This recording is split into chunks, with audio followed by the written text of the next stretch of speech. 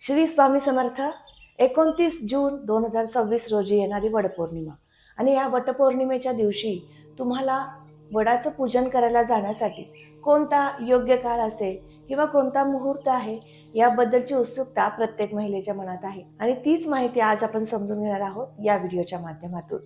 विष्टीकरण या दिवशी येत आहे आणि ते असणार आहे संध्याकाळी 4:17 म्हणून महिला भगिनींच्या मनात नक्कीच येणार की विष्टीकरणावरती आपण पूजन नको करूयात, संध्याकाळचा मुहूर्त योग्य राहील.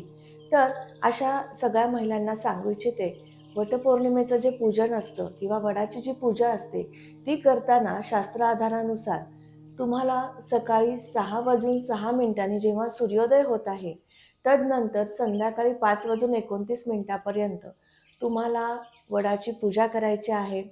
वडाला आपण एक उपास्य दैवत मानत असतो. या ठिकाणी सत्यवान आणि सावित्री यांचं आपण स्मरण करत असतो. जसे सत्यवानाचे प्राण सावित्रीने पुन्हा मिळवले, त्या पद्धतीने ती कथा आपण त्या ठिकाणी श्रवण करत असतो किंवा पठण करत असतो आणि त्याच नंतर आपण त्या वडाची संपूर्ण पूजा करत असतो. मग हे व्रत करताना कुठल्याही मनामध्ये शंका किंवा मनामध्ये असणाऱ्या या काही चुकीच्या संकल्पना डोक्यामध्ये आल्यानंतर तुम्ही संभ्रमित होता आणि मग वडाचे पूजन कधी करावं हा प्रश्न घेऊन माझ्याकडे येता.